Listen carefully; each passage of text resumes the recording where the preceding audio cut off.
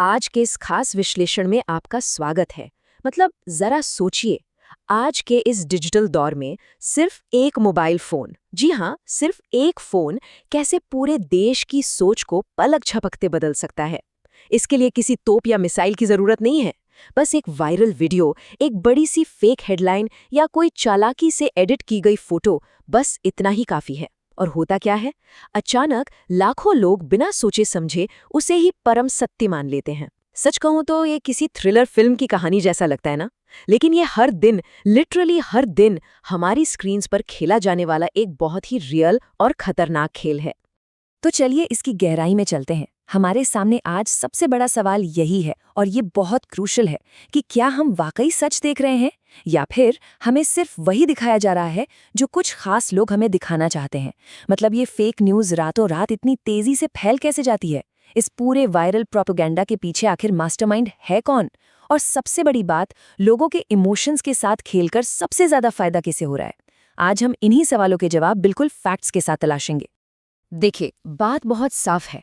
अब social media वो पुराना वाला प्लेटफॉर्म नहीं रहा जहां हम सिर्फ दोस्तों से बात करते थे या फनी वीडियोस देखते थे। बिल्कुल नहीं।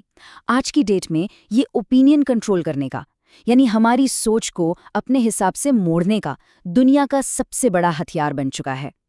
होता क्या है कि स्क्रीन के पीछे एक बहुत ही ड्रामेटिक सा बैकग्राउंड म्यूजिक बजता है और कुछ बिना सिर पैर की अनवेरिफाइड पोस्ट हमारे सामने ऐसे परोसी जाती हैं कि हमारा दिमाग तुरंत बिना कोई सवाल किए उन पे विश्वास कर लेता है।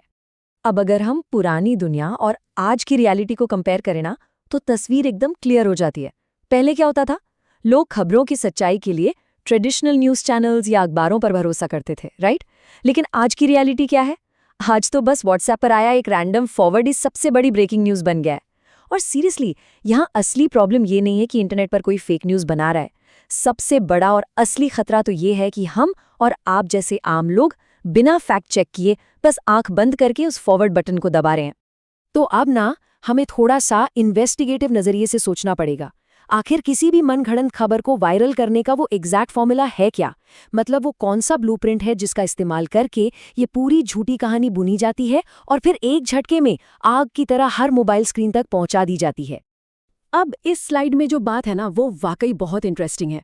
ये पूरी की पूरी प्रोसेस बहुत ही चालाकी से 4 स्टेप्स में काम करती है। स्टेप नंबर 1, डर।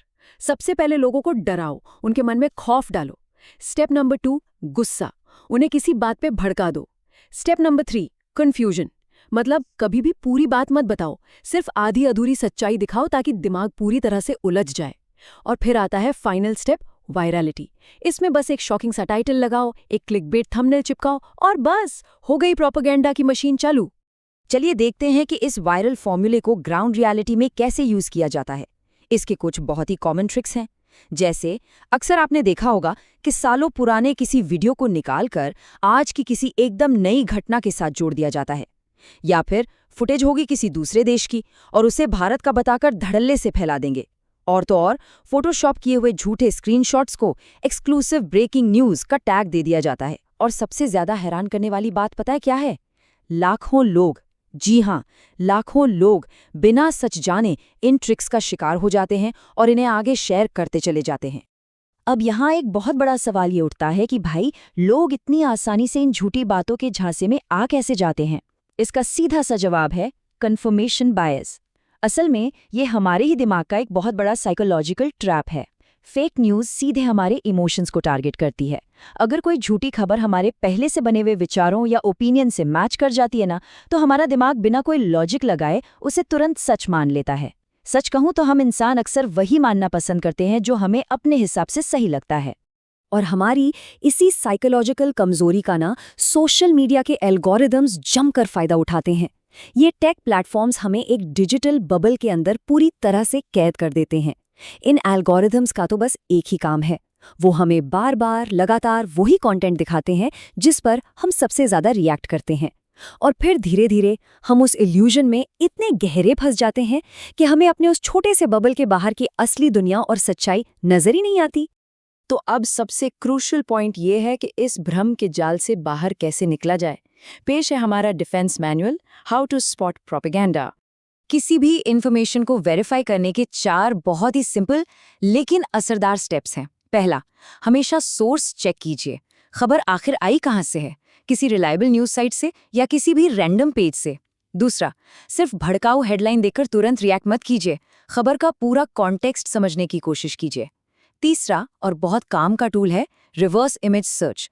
कई बार 5 साल पुरानी फोटो आज की बताकर वायरल कर दी जाती है। ये टूल 1 सेकंड में उस झूठ को पकड़ लेता है। और चौथा, जो शायद सबसे जरूरी है, अपने इमोशंस को कंट्रोल करना। अगर कोई खबर देखते आपको एकदम से गुस्सा आ रहा है ना, तो बहुत हाई चांस है कि उसे सिर्फ आपको मैनिपुलेट करने के लिए ही डिजाइन किया गया है। पर सोचने वाली बात है कि लोग आखिर ऐसा करते क्यों हैं? क्योंकि आज हम सब अनजाने में एक एंगेजमेंट इकोनॉमी का हिस्सा बन चुके हैं। फेक थंबनेल्स हों, नेताओं की आधी अधूरी एडिटेड स्पीच हो या मैनिपुलेट किए गए वीडियो क्लिप्स, इन सब का सिर्फ और सिर्फ एक ही टारगेट होता है, हमारा अटेंशन लूटना। इस पूरी इकोनॉमी का ना एक बहुत ही सिंपल सा रूल बन चुका है, जितना ज्यादा आउटरीच होगा, जितना ज्यादा लोगों को गुस्सा आएगा, उतने ही ज्यादा व्यूज और पैसे मिलेंगे। सिंपल। और ये स्लाइड बहुत ही ब्रिलियंट तरीके से दिखाती है कि सोशल मीडिया का सबसे डार्क साइड क्या है। देखिए, सच की जो रफ्तार है ना, वो हमेशा बहुत धीमी होती है, क्योंकि सच को साबित करने में, फैक्ट चेक करने में टाइम लगता है। लेकिन वहीं दूसरी तरफ एक झूठ, वो बिना किसी सबूत के लिटरली बिजली की रफ्तार से रातों रात दुनिया भर में वायरल हो जाता है। तो इस पूरे एनालिसिस का मोटिव एकदम क्लियर है।